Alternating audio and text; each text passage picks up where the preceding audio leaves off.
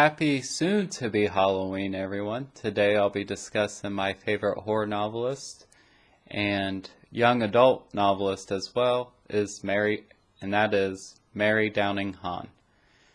She's been my favorite horror novelist and young adult novelist since I first began to read her books back in 2011.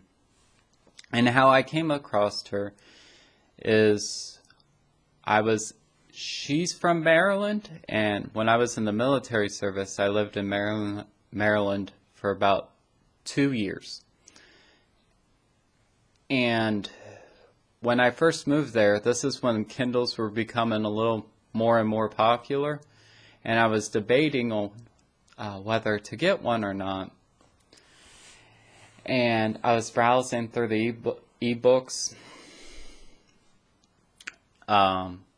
on the website, on the Amazon's website, and I seen the book Wait Till Helen Comes Home, and I knew nothing about the author, and I read the little synopsis of the story, and I was debating it.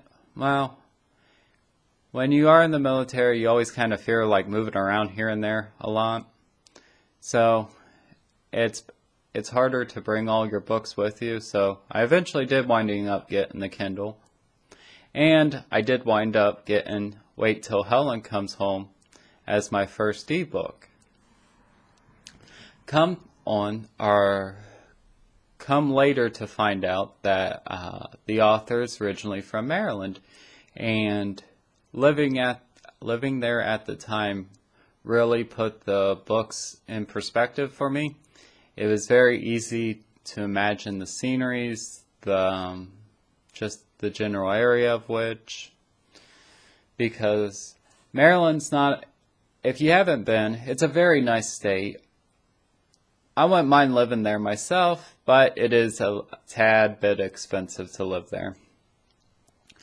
But it's very serenic, very historical, and there's a lot of stuff to see there, especially with the historical sites. And it has just a general spooky atmosphere from time to time, depending on what the weather's like outside.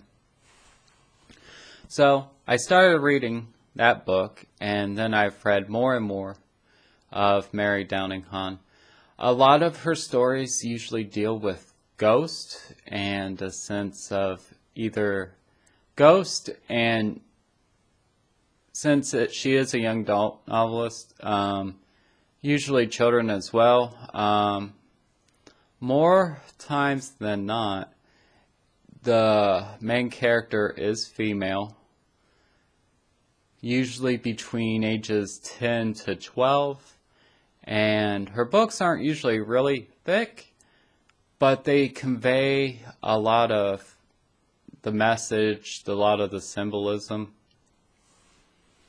of the situation, and has for a young adult novelist or children's author, she doesn't talk down, and her books can be enjoyed by children or adults, and most of her stories tend to focus on ghosts. And there's always a sense of, as with most ghost stories, something that's incomplete, something to do with regret, to do with being melancholy. And at that time, that's something I really enjoyed in a story, something kind of dark, something that kind of makes you think.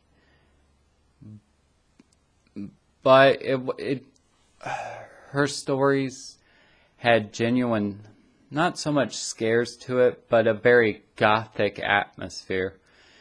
And I always tend to enjoy stories with a good atmosphere, especially like slightly darker at that time.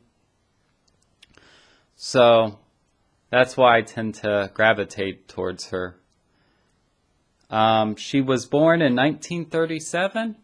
Her first book, I have my notes over here, so that's why I'm looking. Her first book was the Sarah Summer back in 1979, and her last book she's written so far is came out last year in 2017, called One for Sorrow.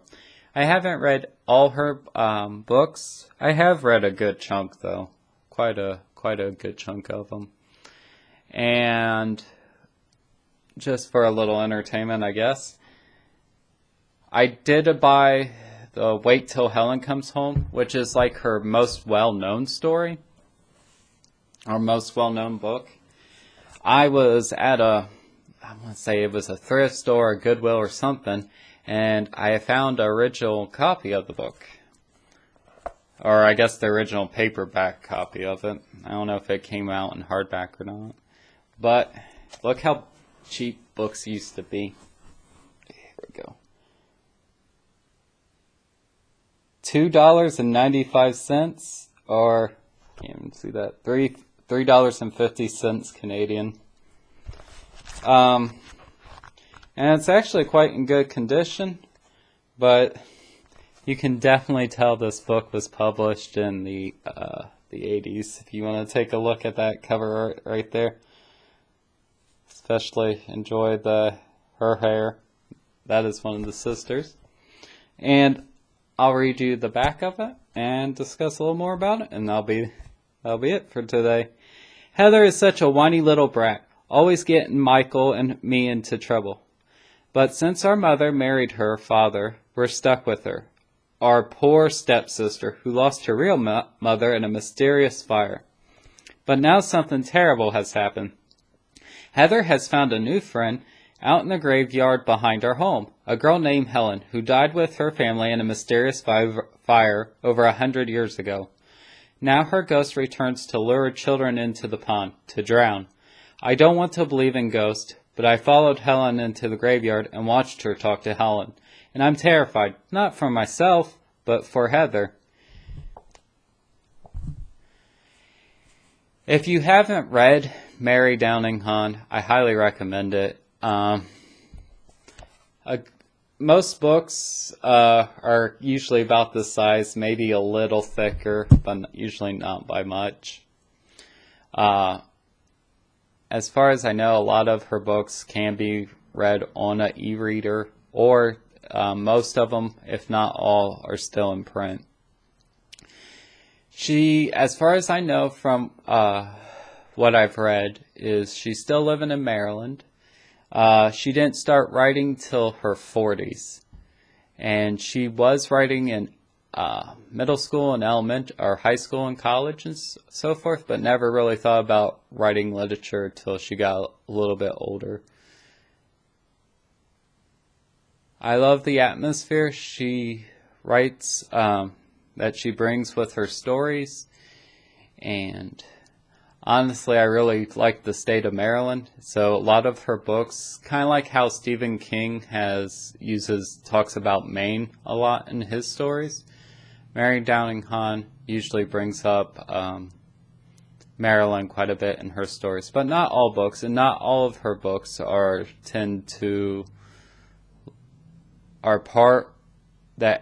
not all her books deal with ghost or the horror genre. There's some that are just kind of like offshoots, or like drama, slice of life type things. So if you're not into those type of books, I highly recommend at least one of her books, because there's some where she hasn't written anything to do with horror. Her books aren't too scary, but more atmospheric. I know I probably said this 1,000 times already, but I really enjoy her as an author, and I just want to discuss her real quick since it is Halloween, and her books usually would go good, are pretty good this time of year. So thanks guys for watching. Hopefully you have a happy Halloween, and always have fun reading. Bye guys.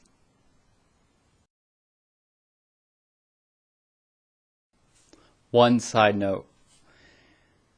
The author actually has a Goodreads author's account, and I have linked that to the description down below if you want to check out more of her novels or read more about her. Alright, thanks guys. Bye. Also, on another side note, I called the book Wait Till Helen Comes Home. I meant to wait, the book's actually called Wait Till Helen Comes. I'm sorry about that. Alright guys, thank you.